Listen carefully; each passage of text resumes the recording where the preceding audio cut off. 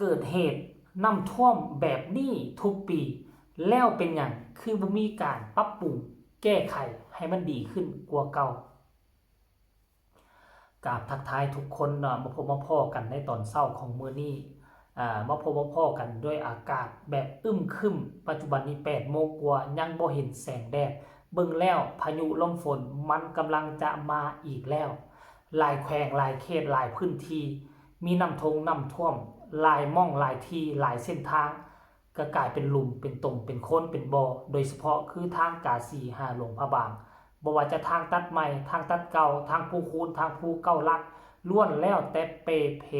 มายาวนานแต่บ่มีการแก้ไข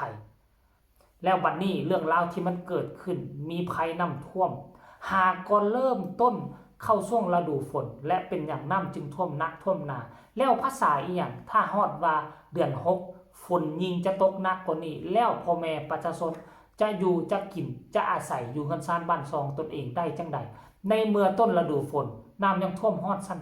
2แล้วภาษาอีหยังฮอดฤดูฝนแท้ๆมันจะบ่ท่วมมิดหลังคาเหตุการณ์นี้บ่แม่นว่าเกิดขึ้นปีแรกมันเกิดขึ้นมาประมาณ 3-4 ปีแล้วอยู่ในโขงเขตนี้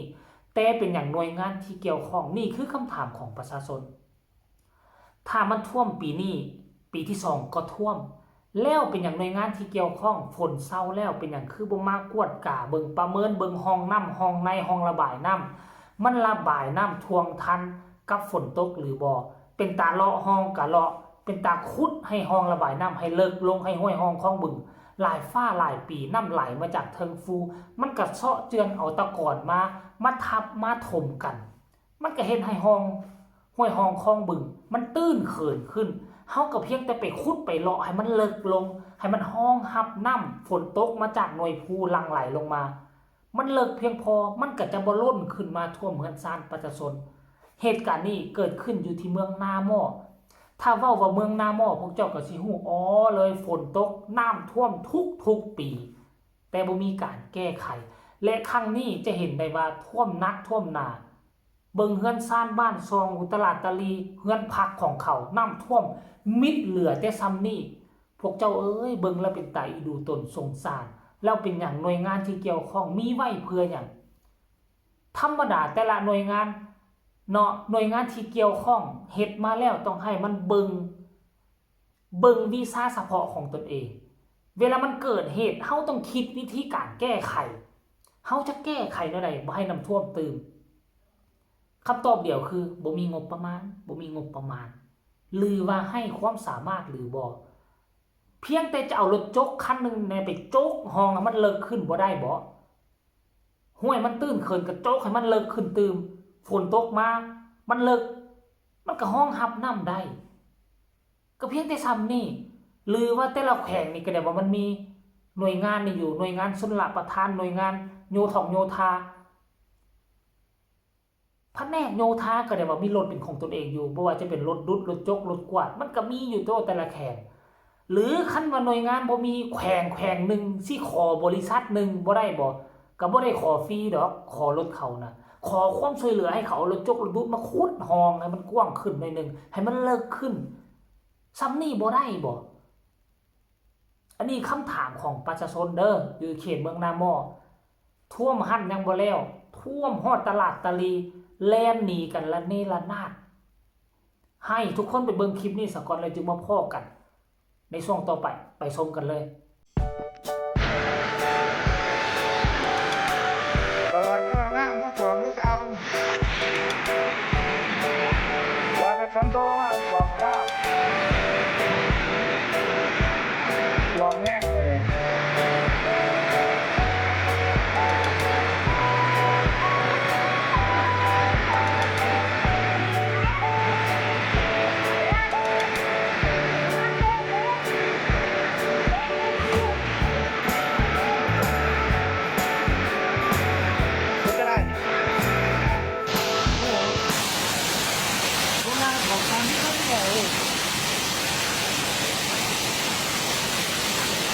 ที่ต่อเลยมันก็เหนื่อยเลยมันก็โหดเลยแม่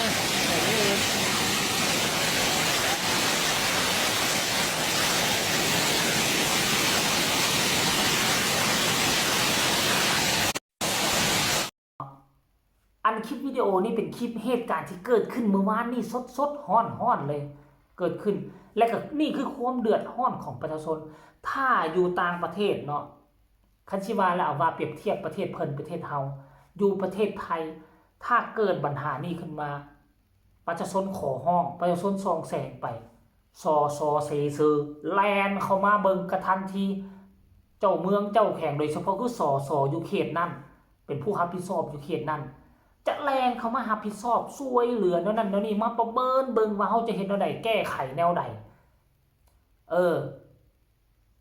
ให้แห้งไปกว่านั้นเขาฮู้ว่าน้ำจะท่วมยีบเอากองดินกองทรายมาทอกเฮ็ดคูกั้นน้ำให้กันบ่ให้มันท่วมฮู้ว่ามันท่วมทุกปีแล้วนี่แล้วนะเขาเฮ็ดถึงขนาดนั้นใดแต่บ้านเฮาบ่เข้าใจคือกันว่านางเสยอยู่ทั้งที่มันบ่ได้ท่วมปีแรกคันท่วมปีแรกก็ว่าบ่ฮู้เพราะมันบ่เคยท่วมมันมาแบบกระทันหันแต่อันนี้ตามที่ค่อยจื้อได้ปีนี้เป็นปีที่3ปีที่4แล้วน้ำท่วมเมืองนาโมนี่นะปีที่4แล้วเป็นหยังฮอดช่วงฤดูนี้คือบ่พากันคิดแน่เฮ็ดคู่กันน้ำคันว่ามันเป็นน้ำแม่น่ะคันห้วยฮองคลองบึงเขาอาจจะขุดเลาะห้วยฮองได้แต่ว่าคันเป็นแม่น้ำเฮาบ่สามารถขุดได้แต่เฮาสามารถแก้ไขโดยทางอื่นได้เฮ็ดคู่กันนั่นอ้อมแม่น้ำไว้มันก็จะช่วยเหลือใบน้ำท่วมสันตัวแล้วสรุปแล้วแต่ละปีแต่ละมือแต่ละเว้นในหน่วยงานที่เกี่ยวข้องเฮ็ดหยังแน่ประจำเมืองเฮ็ดหยังแน่หรือว่านั่งกินเงินเดือนซื่ออันนี้คำถามของประชาชนที่ต้องการคำตอบแต่ว่าเฮาก็ฮู้หลายๆคำตอบทุกครั้งที่คำตอบออกจากปากของหน่วยงานที่เกี่ยวข้อง1งบประมาณบ่มี2แนวนั้นและแนวนี้แหละทิ่มใส่งบประมาณคันว่าช่วงนี้ช่วงศตวรรษนี้งบประมาณเฮาบ่มีเฮาก็ยุบคนที่จะยุบหน่วยงานนั้นไว้ซะก่อนบ่จำเป็นต้องไปเสียเงินเดือนแต่ละเดือนคนนึง2ล้าน3ล้านเสียเงินเดือนเสียภาษีละล่ะเอาเงินเดือนตัวนั้นน่ะยุบจัก5ปีแล้วทอนเอาเงินเดือนตัวนั้นจากแจกจ่ายให้พนักงานเป็นเงินก้อนนึงมาเฮ็ด